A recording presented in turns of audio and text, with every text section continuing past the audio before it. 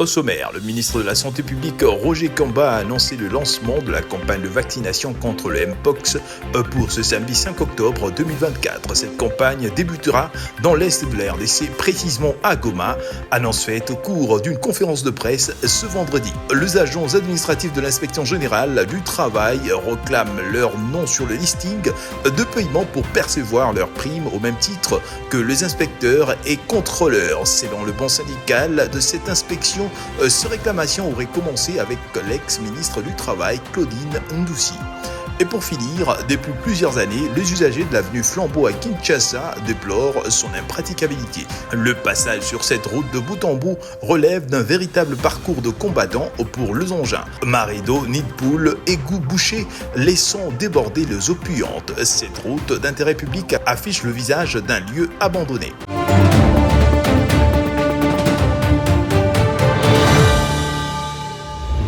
Le président de la République, Félix-Antoine Tshisekedi Tshilombo, participe ce vendredi au 19e sommet de la francophonie qui se tient à Paris en France. En dehors de ces sommets, plusieurs rencontres avec ses homologues sont prévues par le président de la République. Les questions sécuritaires dans la partie orientale du pays, au sein de cette communauté de l'Afrique centrale, de l'économie, l'avenir de la francophonie sont les sujets à exploiter durant le périple du président en France. La participation de la République démocratique du Congo au sommet de la francophonie sera une occasion pour le pays de faire entendre sa voix. La question sécuritaire sera évoquée dans le discours du président Tshisekedi. On va aussi rappeler que nous occupons une place de plus en plus importante dans l'espace francophone. Il est aussi important de rappeler les valeurs de la francophonie, qui est une communauté de valeurs comme celle de la démocratie, de la solidarité et de l'égalité, et que nous comptons sur elle par rapport à ce que nous vivons en ces moments, a souligné Tina Salama, porte-parole du président de la République. La cérémonie d'ouverture est axée sur le thème « Créer, innover, entreprendre en français ». Avant Paris, il faut le dire, le président Tshisekedi était en Hongrie où diverses questions en faveur de la République démocratique du Congo ont été évoquées, affirme la porte-parole du président Félix-Antoine Tshisekedi Tshilombo.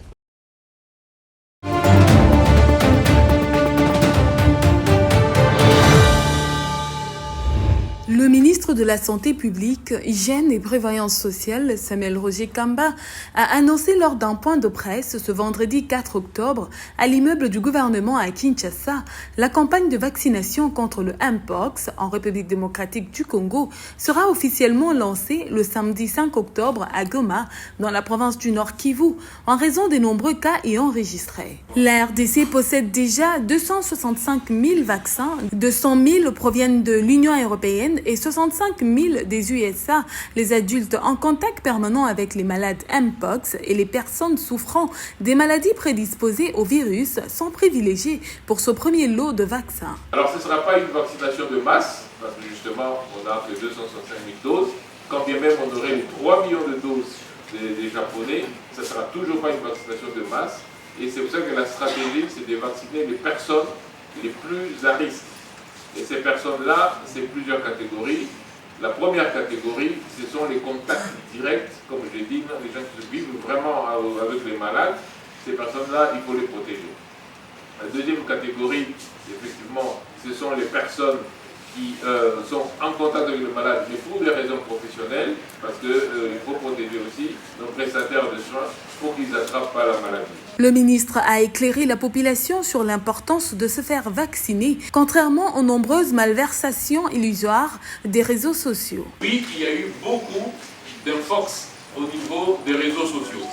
Ces vaccins-là sont produits par les mêmes personnes qui produisent les vaccins qu'on donne aux adultes. Alors je ne comprends pas déjà pourquoi c'est quand on dit on va vacciner les adultes, il dit on veut me tuer, on veut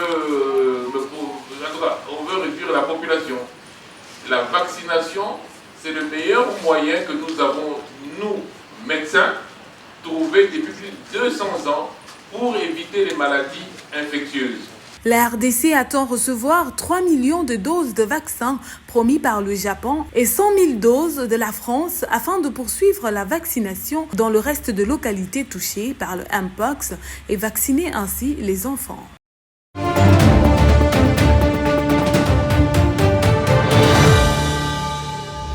De retour au pays après sa participation à l'ouverture de la deuxième session ordinaire de l'Assemblée nationale de la Côte d'Ivoire, le président de la Chambre basse du Parlement congolais, Vital Kamerhe, a aussitôt réuni autour de lui, le jeudi 3 octobre, le président de groupe parlementaire qui se sont constitués au sein de l'Assemblée nationale. Au cours de cette rencontre, le speaker de la Chambre basse du Parlement, Vital Kamerhe, accompagné du rapporteur Jacques Ndjoli, a échangé avec ses hôtes sur la nécessité de la mise en place de 10 commissions permanentes de l'Assemblée nationale afin de permettre aux représentants du peuple de débuter avec le travaux au-delà de plénière. Le rapporteur Jacques Ndjoli a dans son compte rendu salué la tenue de cette réunion convoquée par le président de l'Assemblée nationale car elle a abouti à une conclusion sur le principe qui vont aider la représentation nationale à structurer ces commissions permanentes qui sont des organes techniques et de travail de la Chambre basse du Parlement. Tous les principes sont acquis, les orientations sont données, les accords sont obtenus de part et d'autre, les concessions seront faites et je crois que dans un très bref délai, il y aura une plénière conformément à l'article 47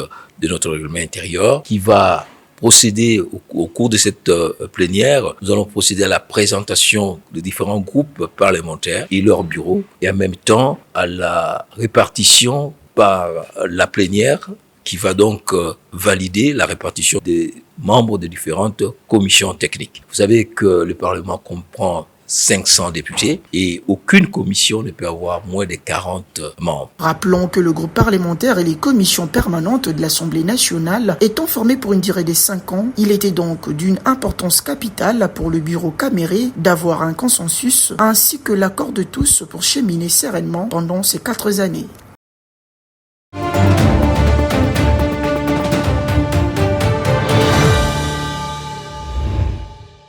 Le jeudi 4 octobre 2024, les échanges entre Mourat Oulklou et Samalou Kondé ont porté sur le renforcement de la coopération entre leurs pays respectifs dans le cadre de la coopération parlementaire. Les diplomates turcs qui s'est confié à la presse à la fin de leur entretien affirment être venus en visite de courtoisie chez le numéro 1 du Sénat congolais, mais qu'il était également porteur d'un message de félicitations et d'encouragement du président de la Grande Assemblée nationale turque à son homologue congolais. Et de souligner que pour avoir dirigé la primature, Samalou Kondé maîtrise bien le dossier relatif à la coopération entre la RDC et la Turquie. Est-ce qu'il les place dans une position d'interlocuteur privilégié et valable pour le renforcement voulu de cette coopération? L'honorable président Samalou Kondé est un homme d'État que nous connaissons de près, bien évidemment. Pendant sa mission à la primature, on a déjà connu l'honorable président, on a interagi. Alors, comme je viens d'exprimer, à lui aussi, c'est un grand avantage pour nous, les diplomates, parce que nous connaissons l'honorable président comme leader, comme homme d'État. Et heureusement, l'honorable président aussi connaît la Turquie. Il a été déjà en Turquie en tant que Premier ministre. Aujourd'hui aussi, ça nous a donné l'occasion de faire un petit tour d'horizon, de voir où sommes-nous dans notre coopération en tant que 2 pays, frères et amis.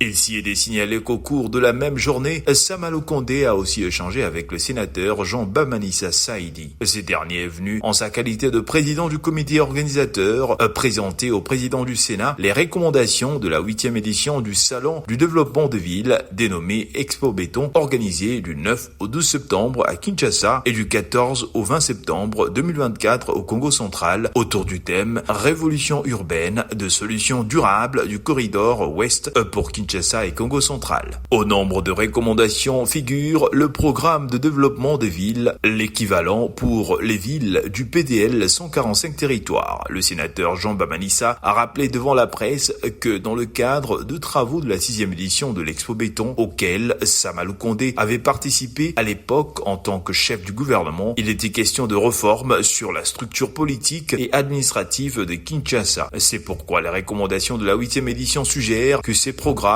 soit porté par le Sénat.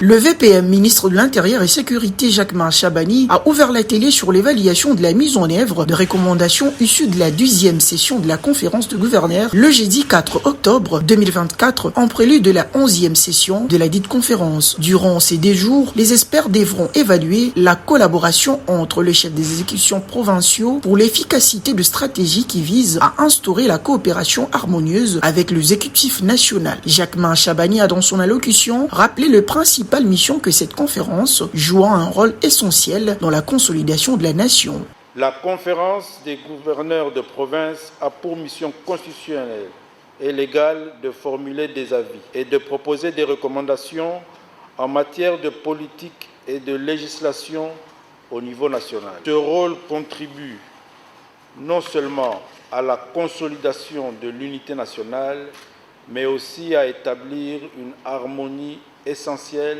entre le gouvernement central et les provinces. Ainsi, nous garantissons une compréhension commune des politiques publiques, tant au niveau national qu'en tenant compte des réalités spécifiques de chacune de nos provinces. Rappelons les inquiétudes et exhortations exprimées par le président de la République, Félix-Antoine Tshisekedi, lors de la 12e session de cette conférence. Le VPM Chabani a invité les experts à une évaluation rigoureuse et objective. Chaque expert associé à la mise en œuvre doit être en mesure de présenter des paramètres clairs quant à l'état d'exécution et de déterminer si les recommandations ont été totalement ou partiellement mise en œuvre. Nous devons favoriser un échange constructif, loin des discussions stériles, qui permettra d'élaborer des solutions concrètes pour renforcer la collaboration entre les différents niveaux de pouvoir. Il s'est de rappeler que la cérémonie de ces cadres a pour rôle de garantir une compréhension de politique publique d'ensemble, tant au niveau national que provincial, en tenant compte de réalités spécifiques de chacune des provinces.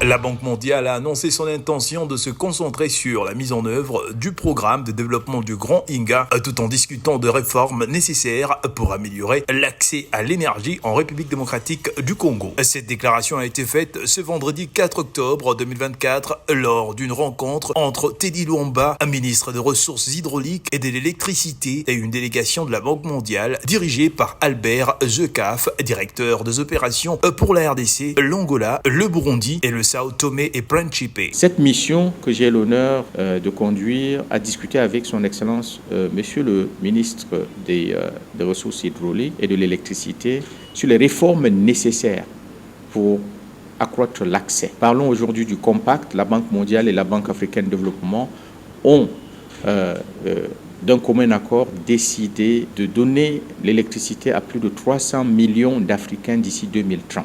Ces derniers expliquent l'objet de ces projets qui est de préparer la population du Congo central, de la capitale Kinshasa, pour la construction du barrage Inga en mettant en place les infrastructures nécessaires afin que les habitants en bénéficient réellement. Mettre en place des activités qui préparent la population du Congo central, mais aussi de la province de Kinshasa,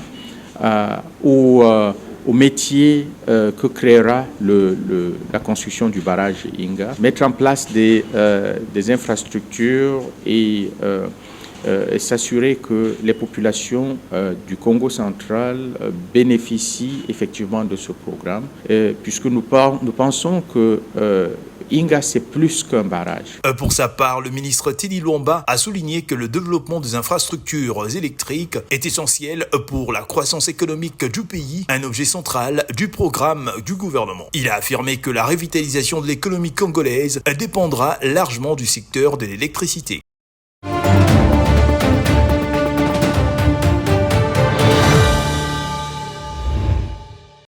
Cette réunion visait à présenter aux investisseurs étrangers une image positive du pays et qui aspire à devenir une nation d'avenir et dynamiser son développement économique. C'est le ministre des Finances Doudou Mfwamba-Ly Koundé qui a conduit cette séance de travail en ligne sur la notation souveraine de la République démocratique du Congo le jeudi 3 octobre 2024. La vice-ministre des Finances Onej Nsele, de représentants de la comptabilité publique, des régies financières ainsi que des experts du ministère ministère des Finances et des agences de notation, notamment Moody's, dont des analystes basés à Dubaï, Londres et New York ont également pris part aux discussions. L'argentier national a souligné l'importance cruciale de cette rencontre, affirmant qu'elle illustre la volonté du gouvernement congolais de collaborer avec les agences de notation pour transformer les perceptions négatives entourant la RDC. Il a mis en exergue la résilience de l'économie congolaise qui a su surmonter la crise liée à la pandémie de Covid-19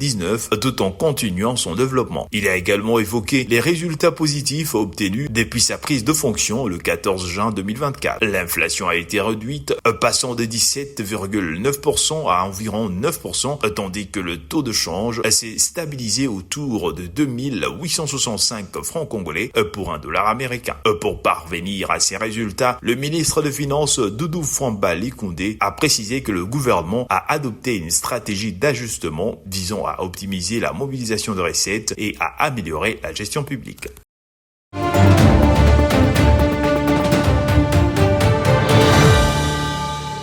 Pneus enflammés, cris et chants de réclamation s'exécutent devant le bâtiment de l'Inspection générale de travail. Ce vendredi 4 octobre, les agents administratifs réclament leur nom sur le listing pour percevoir leurs primes au même titre que les inspecteurs et les contrôleurs. Parce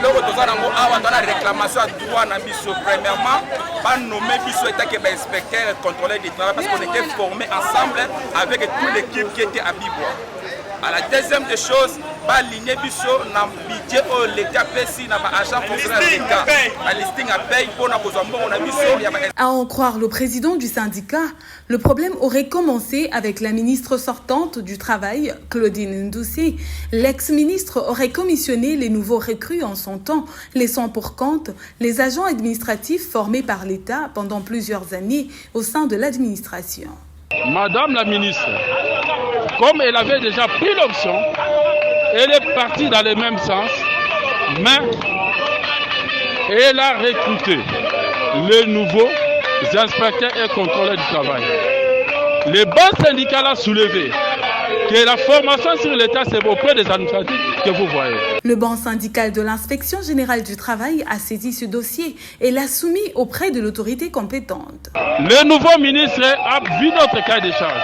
Nous avons présenté, il nous a demandé à ce que nous puissions prendre en compte tous ces agents administratifs. Et nous avons fait le travail en tenant compte des critères.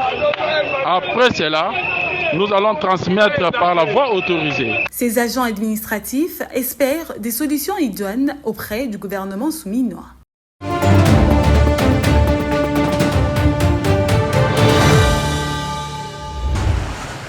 Dans la commune de Barumbu, sur l'avenue Flambeau, à proximité de la Braliment, chauffeurs, motocyclistes et piétons peinent à traverser cette route transformée en un lac.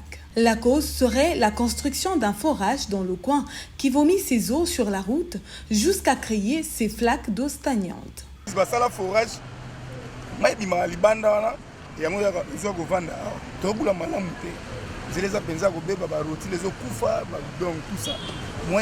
Pour certains, l'état piteux de ce tronçon et les dangers que courent les usagers en sautant ces flaques d'eau et même les câbles du courant électrique n'inquiètent pas les autorités qui pourtant empruntent également cette voie.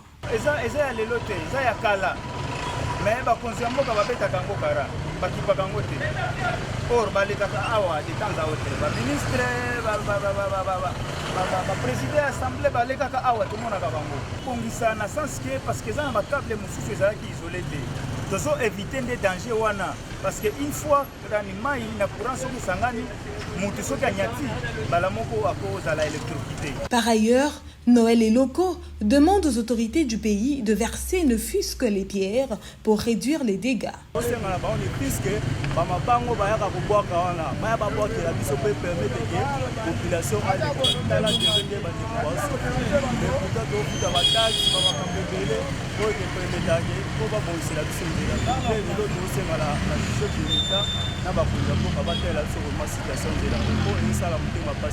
L'état actuel de la route du Flambeau date de plusieurs années et les usagers en ont ras-le-bol de lancer les sonnettes d'alarme auprès des autorités compétentes.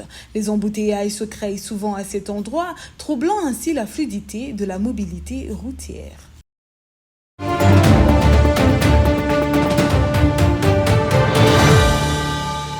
Attention au prince. Dans la passerelle. 2-1, le pari est gagné. Les Léopards U20 remportent la finale Unifac.